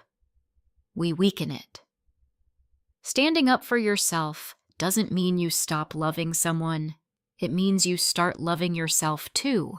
And that kind of love, the kind that includes dignity, truth, and self-respect, is the only kind that can truly heal a broken relationship. Because forgiveness isn't about forgetting what happened. It's about choosing what happens next. If this story touched you in any way, I'd love to hear from you. Have you ever had to draw a boundary with someone you love? Where are you watching from right now, and what time is it for you? Share your thoughts in the comments. You're not alone in this. And if you want more stories like this, real, emotional, and honest, don't forget to subscribe. I'll be right here with you in the next one.